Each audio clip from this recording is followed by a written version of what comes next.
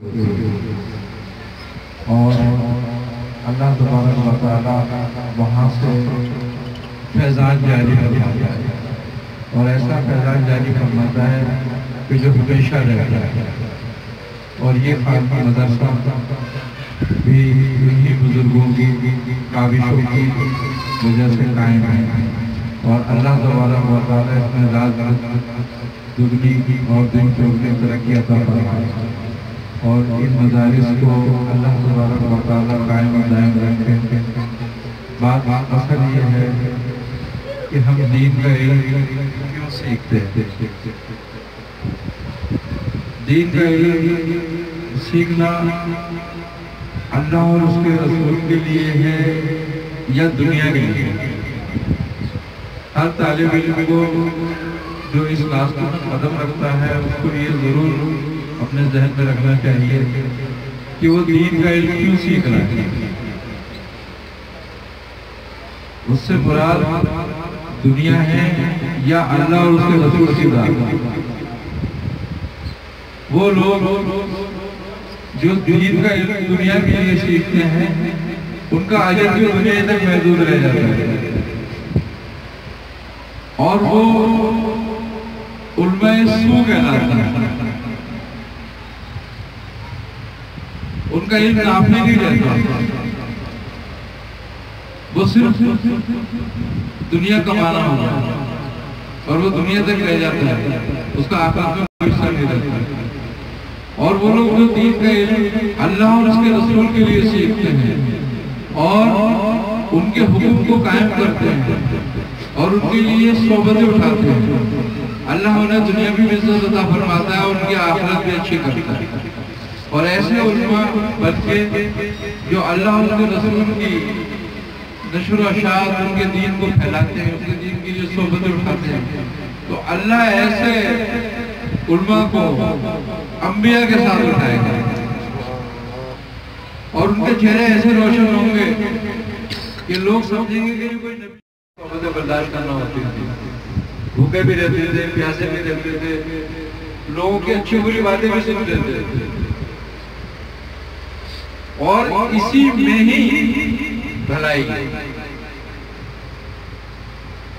اگر کوئی تمہیں سہولت دیتا ہے، کوئی تمہیں مالی مدد کرتا ہے تو وہ دین کے لیے ہی کرے گا، وہ تمہارے لیے کرے گا اور تم سے اپنا مقصد لے گا۔ آج جو کتنے پہلے میں وہ کیوں پہلے میں؟ وہ اسی لیے پہلے میں کہ انہوں نے کچھ علماءوں کو خرید لیا، ان کو فیسلٹیز کیا، اور دیکھو ان سے کیا کیا کام کریں۔ کہ آج مسلمان اپنے آپ کو دنیا میں مسلمان کہتے ہوئے شرماتے ہیں کہ ہم مسلمان ہیں۔ وہی لوگ کہ انہوں نے آخرت بیچ دی، دنیا لے لی۔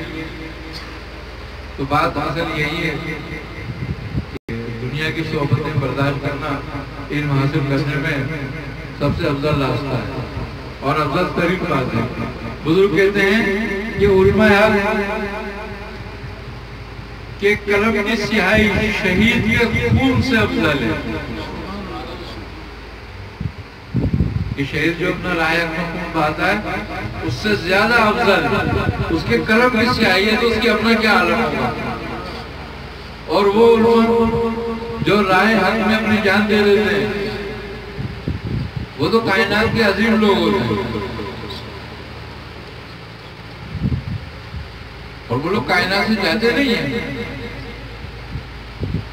انسان ہر چلا جاتا ہے دنیا سے، لیکن ان کا رائے اپنے خون دینا اپنا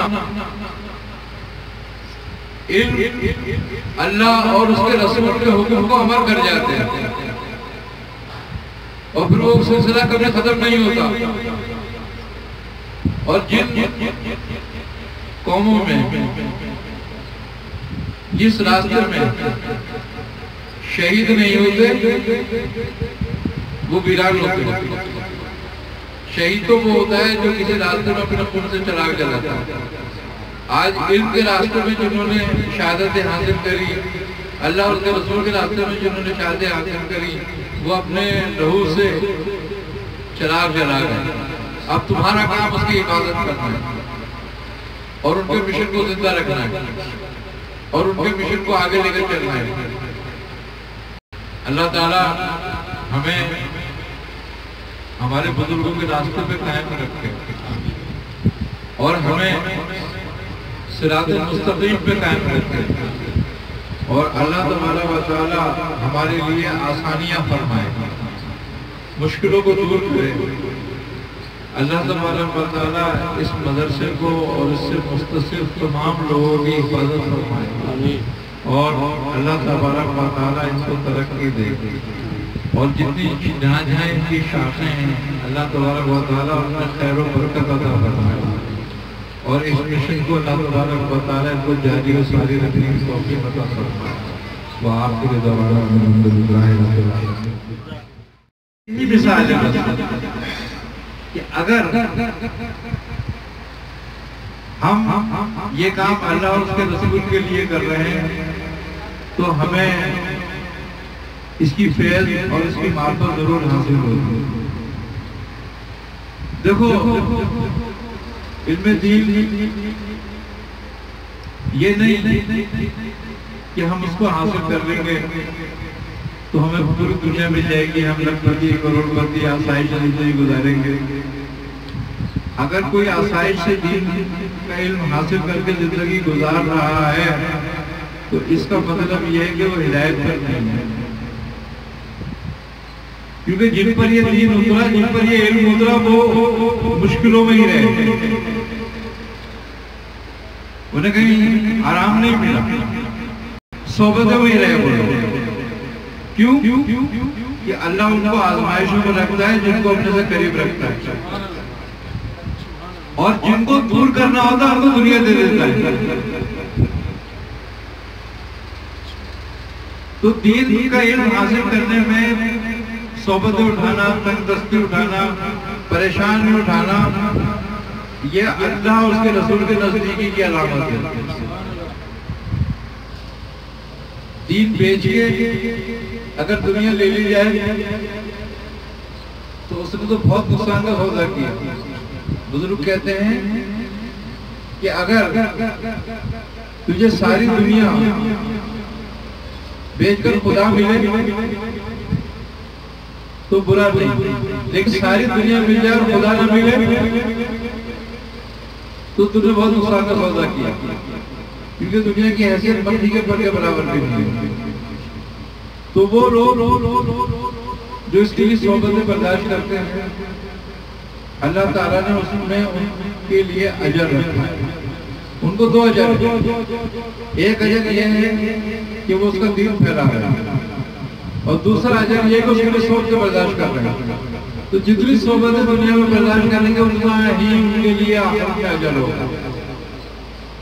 دنیا میں اندھیرے میں رہنے والا آخرت میں نور میں رہتا ہے، اور دنیا میں روشنی میں رہنے والا آخرت میں اندھیرے میں رہے گا۔ تو بات یہی ہے کہ ہم یہ سمجھتے ہیں کہ ہم نے دین کا علم حاصل کیا لیکن ہم پریشان ہیں، ہمیں صحبتیں اٹھانی پڑ رہی ہیں، یا ہمارے اکابر کا ورثہ ہے، یا انبیاء کا ورثہ ہے۔